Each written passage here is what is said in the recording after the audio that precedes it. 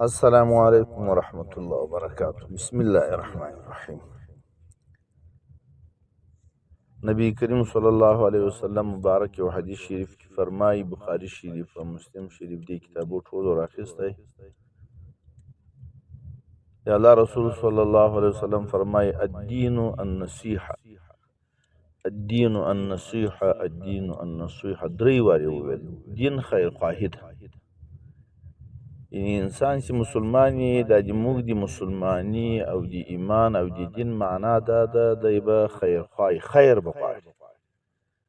بیا نو صحابه کرام ورته وویل قالو لمن یا رسول الله، د چا خیر به غواړي، د چا به خیر خواهي؟ نو نبی کریم صلی الله علیه وسلم ورته وفرمایل چې د الله به خیر خواهي، د الله د رسول به خیر خواهي، د مسلمانانو چې کوم امیران دي د دې به خیر خواهي، د الله د کتاب قرآن کریم به خیر خواهي، او د عامو مسلمانانو به خیر خواهي. اوس به موږ د الله تعالی خیر هم غواړو. دې مطلب دا د موږ د الله تعالی خیر غواړو، په ده ایمان راوړو، به دا خیر مو وغوښت. د الله تعالی چې کوم کارو ورته ویلي هغه به مني، چې له کومه یې رابند کړی هغه به نه کوي، نو دا د الله تعالی خیر خواهي سو.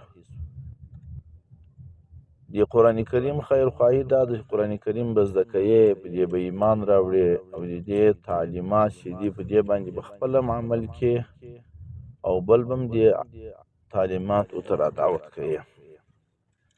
د الله رسول صلی الله علیه وسلم خیر خواهي دا ده چې یو څوک یې خیر خواهي، په ده به ایمان راوړي، محبت به ورسره کې ښه ټینګ، تر هر قریب و تر هر چا ډېر محبت به نبي کریم صلی الله علیه وسلم سره وي.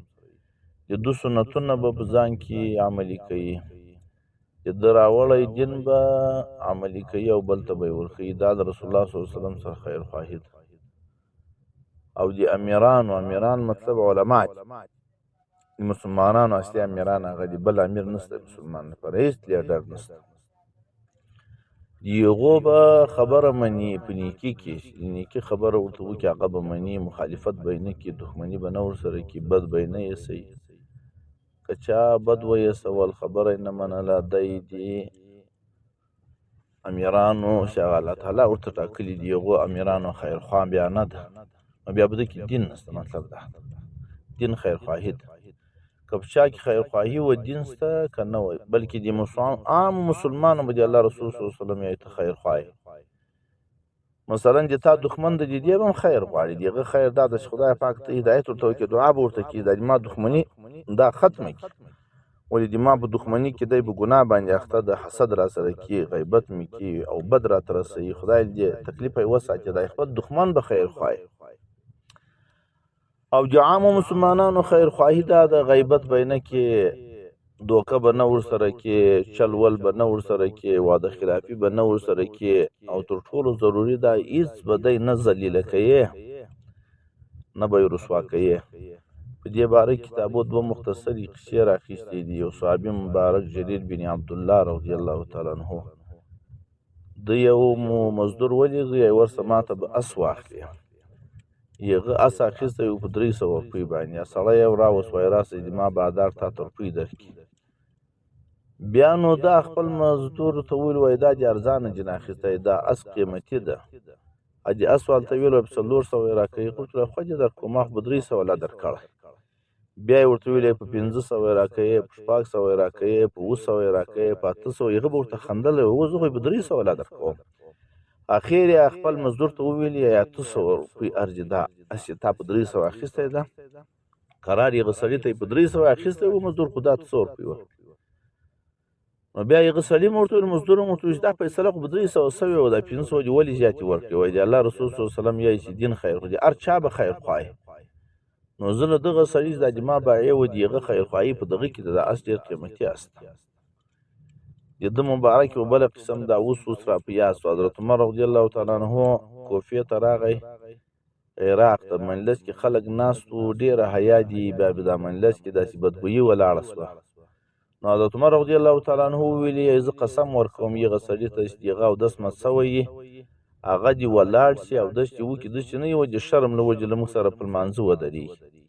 بیا جریر بن عبدالله ورته وایي امیر المؤمنین داسې کار به وکړو چې ټول به یې اودس وکړو، نو هغه سړی به په مخ کې ورک شي، نه به معلومیږي. نو حضرت عمر رضی الله تعالی عنه ورته ویل ډېر هوښیار سړی یې، په اسلام کې هم ډېر غټ هوښیار سړی یې، د کفر په حالت کې هم داسې هوښیار وې.